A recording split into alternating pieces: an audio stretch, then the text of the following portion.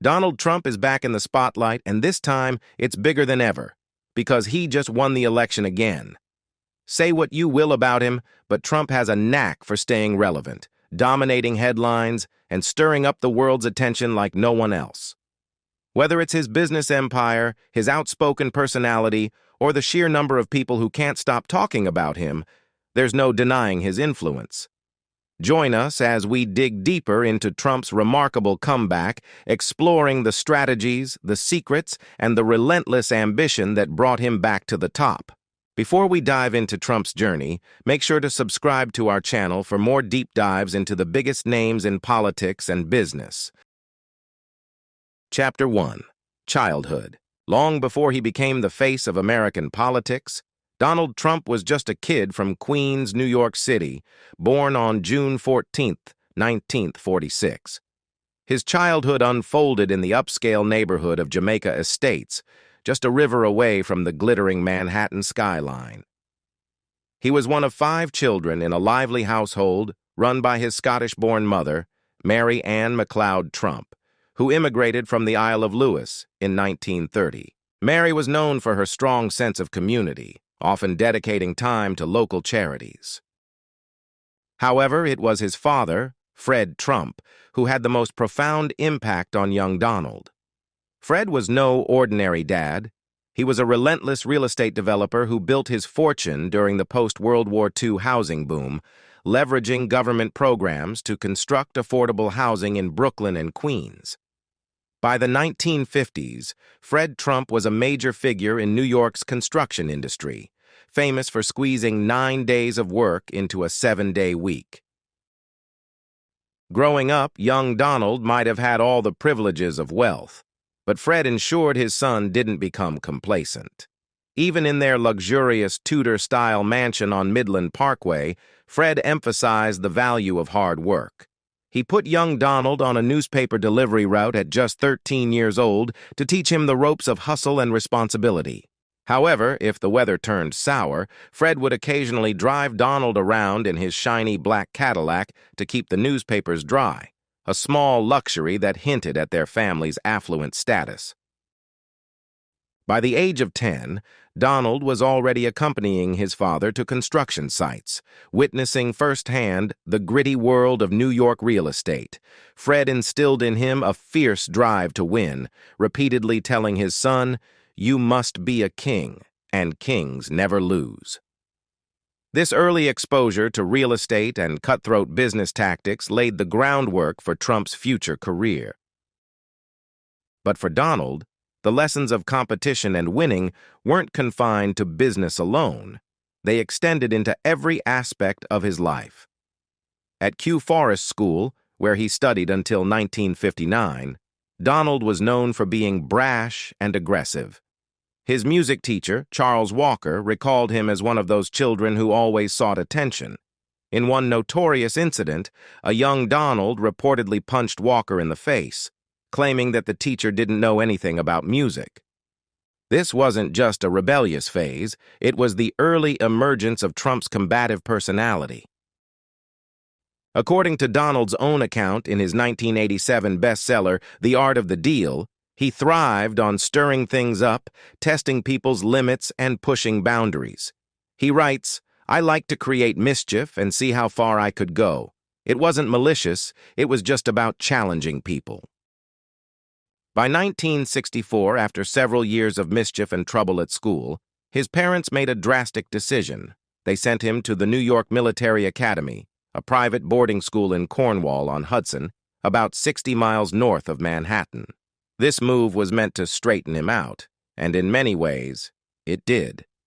In his book, Trump reflects on his time at the academy as pivotal, teaching him the discipline and leadership skills that would shape his future. New York Military Academy was a rigorous environment where cadets were expected to follow strict rules, rise at dawn, and excel both academically and athletically. Donald quickly rose through the ranks, becoming a captain of the Cadet Corps, excelling in baseball, and developing a reputation as a natural leader. He credits this period with solidifying his relentless work ethic and his drive to always be number one. whether in business or life. The seeds of Trump's ambition were planted in the bustling streets of New York and nurtured in the disciplined halls of military school. Fred Trump's relentless drive for success and his lessons on being a killer in business weren't just fatherly advice. They became a way of life for Donald. Throughout the 1970s, he took those lessons and ran with them, diving headfirst into Manhattan's competitive real estate scene. By the time he was in his early 30s, Trump had already made waves with high-profile projects like the transformation of the Commodore Hotel into the Grand Hyatt in 1980. His father's influence, coupled with his own tenacity, set the stage for a career that would see Donald Trump not just dominate the real estate world, but eventually the political arena as well, culminating in his first stunning presidential victory in 2016. What do you think shaped Trump the most during his childhood, his father's tough love, or his early experiences in New York? Share your thoughts in the comments below.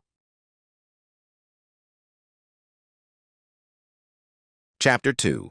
Military Academy and College. Donald Trump's teenage years took a pivotal turn when, at the age of 13, his father Fred decided to send him to the New York Military Academy, NYMA, in 1964. This private boarding school was known for its strict discipline and rigorous environment, a far cry from the comfort of the Trump family's luxurious home in Queens. Rather than resist, Donald embraced this challenging setting, using it as an arena to sharpen his competitive spirit. Trump quickly stood out among his peers, rising through the ranks to become a cadet captain, winning awards for discipline, leadership, and even things like having the cleanest room. Even at that young age, he confidently told classmates, "I'm going to be famous someday." Summers were spent back in Queens, working alongside his father, where he began learning the basics of real estate, a foundational experience that would later define his career. After graduating from NYMA, Trump faced a crossroads in deciding what path to take next. Initially, he toyed with the idea of filmmaking and even considered attending film school in Los Angeles.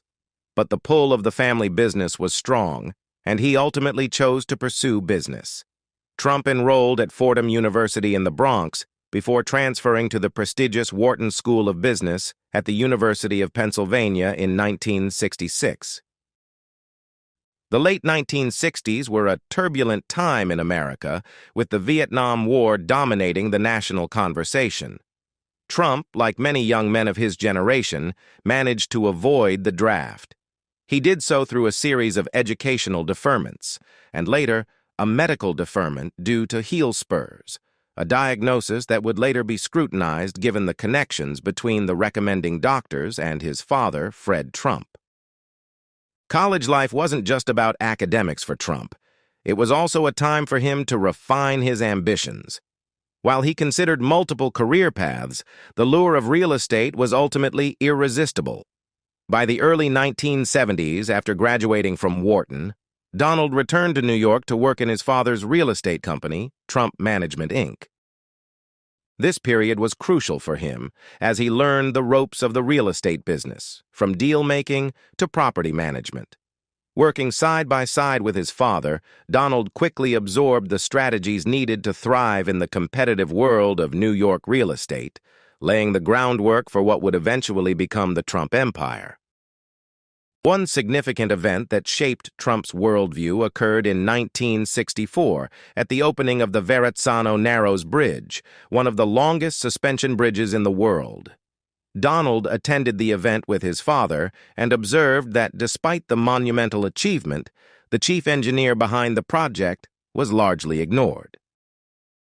This moment had a lasting impact on him, teaching him that it wasn't enough to be successful. You had to fight for recognition. From that point on, Trump was determined never to be overshadowed and to always be in the spotlight. This lesson became a guiding principle throughout his life, influencing both his business strategy and, later, his political career. For Trump, success was not simply about achieving goals, but about being recognized as the best. Whether leading cadets at military school, playing baseball, or navigating the complexities of real estate, Trump was driven by a desire to be seen as a winner. His relentless pursuit of recognition became a central theme in his life, setting the stage for his audacious moves in both business and politics. This drive for the spotlight, combined with a knack for self-promotion, would prove to be his most valuable assets as he rose from a young cadet to a billionaire businessman, and eventually to the President of the United States. If you're enjoying this breakdown of Trump's early years, hit that subscribe button and turn on notifications so you won't miss the next chapters in his incredible story. Chapter 3. Career. In the early 1970s, Donald Trump officially joined his father Fred's business, Trump Management, Inc., learning the ropes of real estate development in Brooklyn and Queens. At just 27 years old, Trump was already making waves, taking on more responsibilities and overseeing various apartment complexes. But his early career hit a major roadblock when, in 1973, the United States Department of Justice filed a lawsuit against Trump Management, accusing them of discriminating against Black and Hispanic tenants. The government alleged that undercover agents were systematically denied rental units based on race, while white applicants were promptly offered apartments. The lawsuit was significant, exposing a pattern where rental applications were allegedly marked with a C for colored to indicate a tenant's race. Rather than settling quietly, Donald Trump took an aggressive stance. He chose to countersue the Department of Justice for $100 million, accusing them of making false claims. Although the judge quickly dismissed Trump's countersuit, it highlighted a pattern that would define Trump's approach in the years to come. When attacked, never back down, and never admit wrongdoing. Trump insisted he was being unfairly targeted, famously stating, "I'd rather fight than fold, because once you fold, you get a reputation of being weak." Despite this defiance, Trump ultimately reached a settlement with the Department of Justice. Under the agreement, Trump Management had to change its practices to emphasize non-discriminatory policies, including placing ads that welcomed tenants of all races. However, Trump managed to negotiate the settlement without admitting any guilt, a crucial win for his public image. The entire ordeal left Donald Trump deeply dissatisfied with his father's focus on middle and lower-income rental properties. He felt that the business model was mired in controversy and lacked the glamour he craved. Growing up in a wealthy family, Trump had always been drawn to prestige, luxury, and high-profile projects. The lawsuit only reinforced his desire to pivot away from his father's business strategy. By his early 30s, Trump set his sights on Manhattan, the glittering heart of New York City, which promised the kind of prestige and recognition he craved. Unlike the suburban developments in Queens, Manhattan was the epicenter of wealth and high society, and Trump was determined to make a name for himself there. In the mid-1970s, Trump began shifting his focus to high-end projects in Manhattan. He set his eyes on the rundown Commodore Hotel near Grand Central Terminal. In 1976, leveraging his connections and negotiation skills, he secured a deal to transform the aging property into the luxurious Grand Hyatt Hotel, a project that would become the cornerstone of his real estate empire. This ambitious move marked Trump's transition from the shadow of his father's business into becoming a major player in Manhattan's real estate scene. It was a turning point that allowed him to start building the Trump brand, a name synonymous with luxury and success. The Commodore project was just the beginning. Trump's strategy was simple yet effective: take risks, stay visible, and always fight for recognition. This approach would propel him to new heights, setting the stage for his larger-than-life persona in both business and, eventually, politics. Trump's early experiences, from the battles over fair housing lawsuits to the triumphs in Manhattan, were all about one thing: winning at all costs and ensuring that his name was always front and center. As Trump himself once said, "If you're not the star of the show, you're a sucker." This relentless pursuit of success and visibility would become the blueprint for his future endeavors in both the business world and beyond. Do you think Trump's aggressive business tactics were necessary for his success, or did they create more enemies than allies? Let us know in the comments. Chapter 4, Manhattan. In the late 1970s, Donald Trump made a bold move to shift his focus from the family business in Queens to the glitzy, high-stakes world of Manhattan real estate. At that time, New York City was struggling. Crime was up, many buildings were in decay, and investors were reluctant to pour money into the city. But Trump saw potential where others saw decline. Leveraging his father's connections and financial support, he began acquiring crumbling properties with the goal of turning them into symbols of luxury and opulence. One of Trump's first major projects was the transformation of the Commodore Hotel, a rundown property near Grand Central Terminal. In 1976, at just 30 years old, Trump secured a deal to renovate the hotel in partnership with the Hyatt Corporation, using substantial tax abatements he had negotiated with the city. The result was the glitzy Grand Hyatt Hotel, which opened in 1980 and marked Trump's entry into the Manhattan elite. This project showcased Trump's ability to combine ambition with strategic financial deals, cementing his reputation as a rising star in New York real estate. Trump's next iconic project was the construction of Trump Tower on Fifth Avenue, which began in 1980 and was completed by 1983. The 68-story skyscraper, with its lavish use of marble, gold, and glass, became a symbol of Trump's flair for the dramatic and his love for luxury. The building housed high-end shops, offices, and the Trump family's extravagant penthouse. It quickly became one of the most recognizable buildings in Manhattan. For Trump, this was not just a business venture, it was a statement. It allowed him to cement his image as the king of New York real estate, someone who could bring new life to the city's fading grandeur. However, Trump's success was not just about the buildings he constructed, but also about how he controlled the narrative around them. He was a master of the media, understanding the power of publicity better than anyone. Throughout the 1980s, Trump became a fixture in the New York tabloids, making headlines not just for his real estate deals, but also for his extravagant lifestyle and high-profile romances.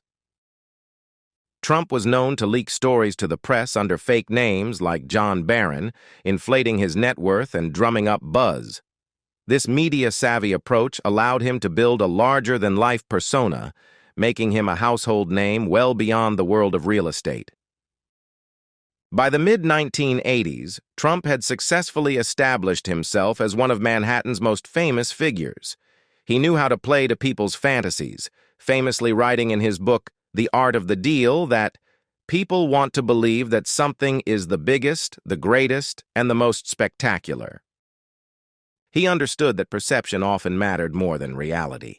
Whether it was the lavish parties he hosted at Trump Tower or his carefully crafted image as the ultimate winner, Trump knew how to sell a dream.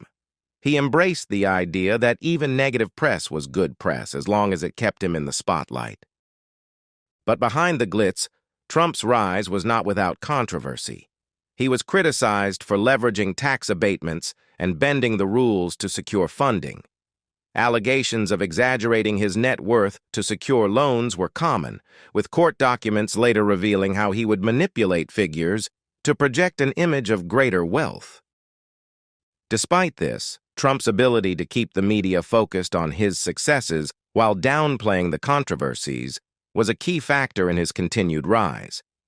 As Trump himself said, winning is not just about being the best, it's about making sure everyone knows you're the best.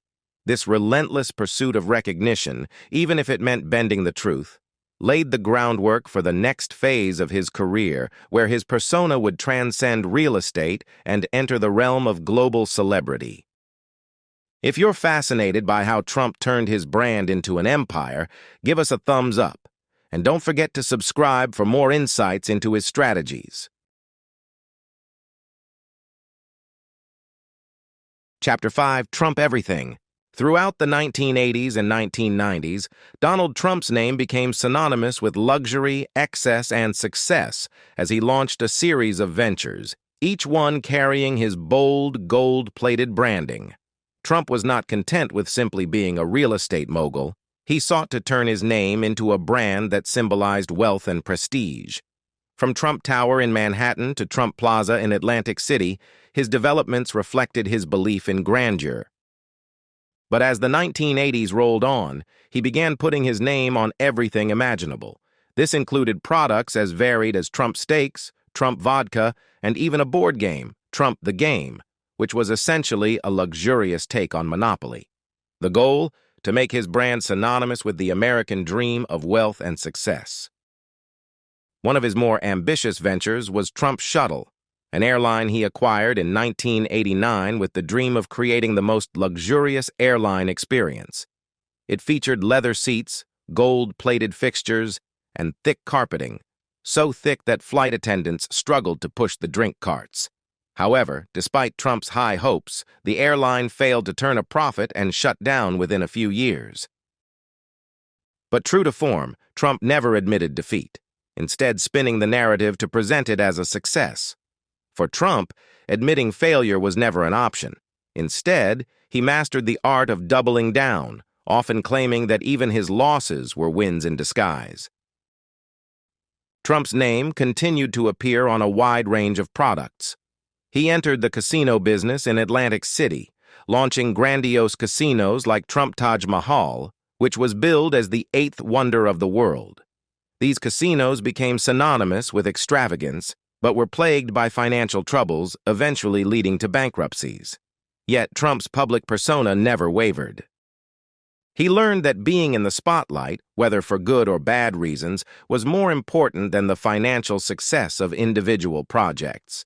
By the mid-1990s, Trump's ventures expanded into areas like beauty pageants, where he acquired Miss Universe and Miss USA, further cementing his image as a man surrounded by luxury and glamour. Despite his many failed businesses, Trump's true genius was in branding. He realized that licensing his name was far less risky than investing his own money. Buildings around the world began sporting the Trump logo, even if he had no direct ownership or management. This strategy allowed him to earn millions simply by selling the idea of Trump as a mark of prestige. Whether it was Trump-branded water, wine, or even a line of men's ties, he leveraged his fame to sell a lifestyle that many Americans aspired to, even if the products themselves were often short-lived. By the early 2000s, Trump's brand was beginning to lose some of its luster. His casinos were struggling, and several had filed for bankruptcy. But in 2004, Trump found a new way to monetize his persona through reality television. The Apprentice, created by Mark Burnett, cast Trump as the ultimate businessman, overseeing a competition where contestants vied for his approval. The show became an instant hit, attracting millions of viewers and revitalizing Trump's public image. The phrase, "You're fired," became iconic, and Trump was once again at the forefront of American pop culture. The success of The Apprentice not only brought him back into the spotlight, but also laid the groundwork for his eventual run for president, presenting him as the decisive, no-nonsense leader that many Americans would rally behind. Trump's ability to sell himself and the fantasy of his success turned out to be his greatest asset. It was never just about the buildings, products, or businesses. It was about the story he told the world, that of a self-made billionaire who could turn anything he touched into gold. This narrative, half reality and half myth, captivated millions and ultimately paved the way for his entry into politics, where he would again defy the odds, using the same tactics that had made him a household name in real estate and entertainment. As Trump himself put it, people want to believe that something is the biggest, the greatest, and the most spectacular. And for decades, Trump excelled at selling that belief. What was Trump's most surprising venture, in your opinion? The airline, the casinos, or the board game? Drop your thoughts below. Chapter 6, Politics. As the 2000s progressed, Donald Trump transformed from a real estate tycoon and reality TV star into one of the most influential political figures of the modern era. For years, Trump had toyed with the idea of entering politics, but it was during 2011, at the height of his fame on The Apprentice, that he began to seriously insert himself into the national political conversation. Leveraging his status as a media mogul, Trump seized on the birther conspiracy, questioning Barack Obama's citizenship. This controversial move drew sharp criticism, but also cemented his position among a certain voter base, showcasing his knack for grabbing headlines and rallying supporters with provocative rhetoric. By 2015, Trump decided to make his long-rumored political ambitions a reality. In a spectacle that only he could orchestrate, Trump descended the golden escalator at Trump Tower to announce his candidacy for president.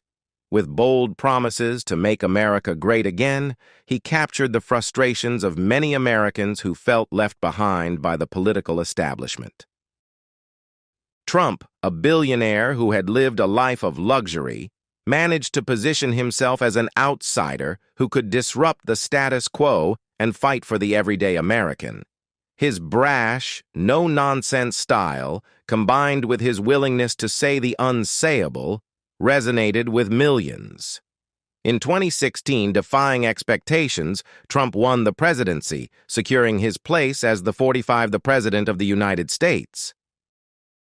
However, after his loss in the 2020 election, many speculated that Trump's political career was effectively over.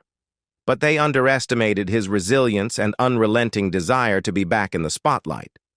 Trump refused to concede, insisting that the election had been stolen from him, a claim that ignited a firestorm of controversy and culminated in the storming of the Capitol on January 6, 2021. Despite facing widespread criticism, legal challenges, and multiple indictments, Trump managed to keep his grip on a significant portion of the Republican Party. He spent the next few years rallying his base, using every setback as fuel to stoke his supporters' fervor.